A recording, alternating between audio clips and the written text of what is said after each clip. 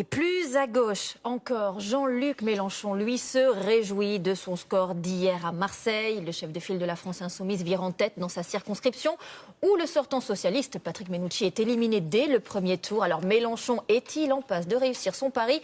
Sur place, Ambroise Boulay, c'est Christophe Larocca. Le Vieux-Port, c'est à la fois la carte postale de Marseille et la circonscription convoitée par Jean-Luc Mélenchon.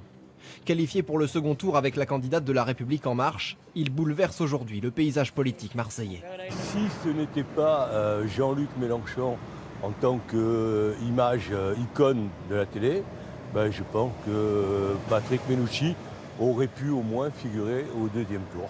Le Parti socialiste n'a fait qu'appliquer justement une politique de droite. Voilà. Et on a les résultats aujourd'hui qu'on en a. Arrivé en tête avec 34% des voix, Jean-Luc Mélenchon est le vainqueur de ce premier tour. L'enjeu pour lui désormais, c'est de convaincre les électeurs socialistes de le rejoindre.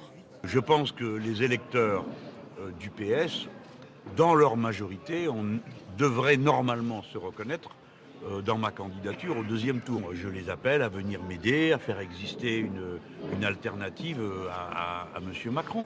Mais ces militants ne comptent pas faire d'efforts pour convaincre les électeurs du député sortant Patrick Mennucci. Eux préfèrent miser sur les abstentionnistes. Qu'est-ce que je pense de l'élimination de Patrick Mennucci? Qu'ils s'en aillent tous. Que du bien forcément. Nous, on va essayer de convaincre des gens qui sont favorables à nos idées, qui veulent nous soutenir, mais qui ne se sont pas déplacés. C'est surtout ça qui va nous intéresser maintenant. Leur adversaire pour le second tour, Corinne Versini, la candidate de la majorité présidentielle. Elle totalise un peu plus de 22% des voix, 12 points derrière Jean-Luc Mélenchon, mais pas de quoi l'impressionner. On a montré qu'on pouvait élire à la présidence quelqu'un qui, il y a 2 ans, n'était pas connu. Moi, je n'étais pas connu il y a 3 mois et je ne vois pas pourquoi je ne serais pas à l'Assemblée nationale, sous prétexte que je suis une nouvelle tête. Justement, les Marseillais n'ont pas attendu M. Mélenchon pour être insoumis. Quant aux militants, ils se félicitent du chemin parcouru. On a lutté contre un troupeau d'éléphants et face à ce troupeau d'éléphants, on a réussi à faire valoir notre place. Le fait que ce soit Jean-Luc Mélenchon, que ça soit une personnalité de la France Insoumise, quelque part, peu importe, il faut gagner sur le terrain des idées et pas sur le terrain des personnalités.